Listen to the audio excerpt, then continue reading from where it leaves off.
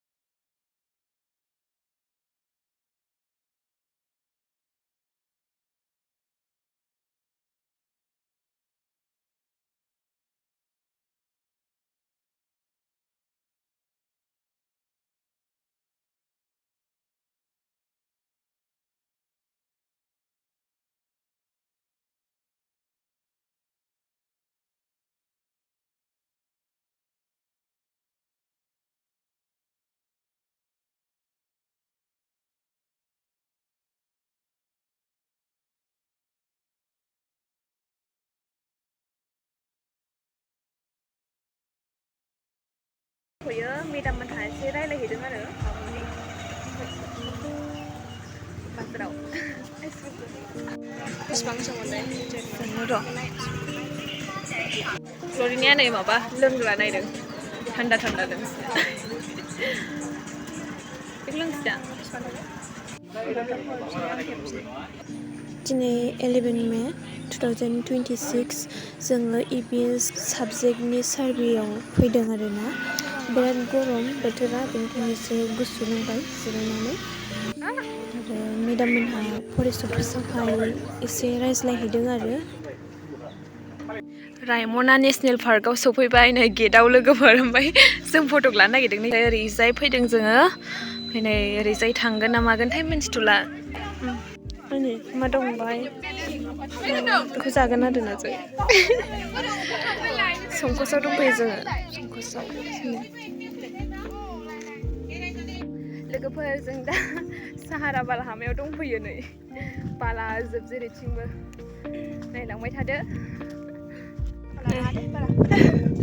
नै बेनो लोगोफोर नै जों बेरायनो फैनाय जायगाया एसे माखासे बैयाव दङ नै लोगोफोर लोंनानै माबायदि बियार बथल दैख्रुबनानै गालांदों एथ' मोजां दै बिदियाव मानो बिदि गालांनांगौ जाखो आथिंफ्राव हाबबा बे दैखौ हरै बारनानै थाङोब्लानो वेस्ट बेंगल मोनो आरो लोगोफोर ओमफ्राय बेनो आरोना आसाम आरो बेंगलनि मा होनो बर्डार जाहैबाय बे दैयाबो बे संकसआवथ' दाख्लै मेलाबो जादोंमोन खेराइ फुजा जायोना नोंथांमोना मिथिखायो जानांगौ बिदिनो एसे दैयाव आंबो बारहोबाय आरोना आङो गुसु सान्दुं गरमबाबो सान्दुं गोसाबाबो दै गुसु थांनानै जोबोद मोजां मोनबाय आरोना दैखौ नुनानै गोसोआ गोजोनग्लायजोब्बाय।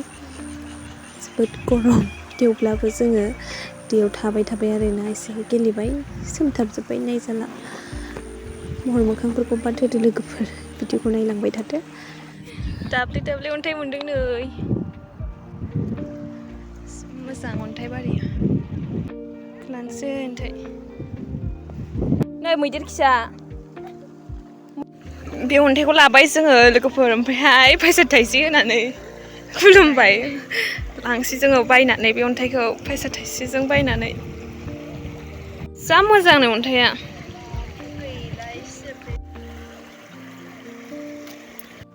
बेबायदिनो जोङो दसे बेरायबाय, फटक लाबाय आरो भिडिअ बानायबाय। बेनिफ्राय जोङो दा गुबुन मोनसे जायगा जंगल रिट्रेट होननाय जायगायाव थांनोसै आरोना।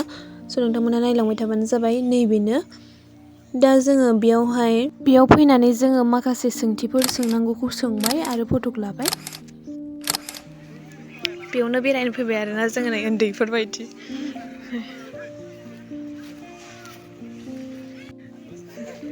गथ' गोरलैफ्रा नैबेयावसो मोजां, नैबेहाय मा बुस्थु दं बेयाव नायनि। फुख्रिसो।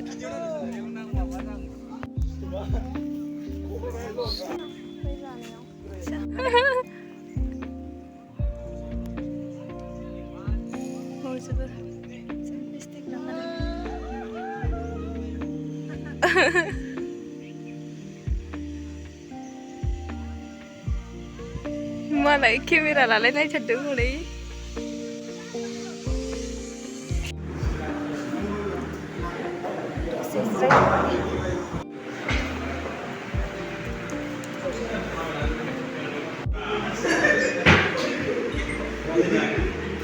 कलेजावबो थांनानै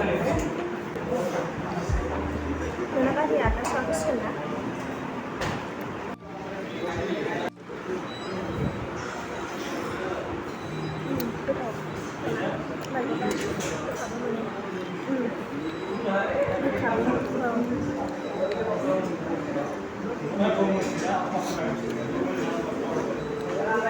जाग्रा बुस्थुफ्रालाय गोथाव नङा गोथावमोन लोगोफोर।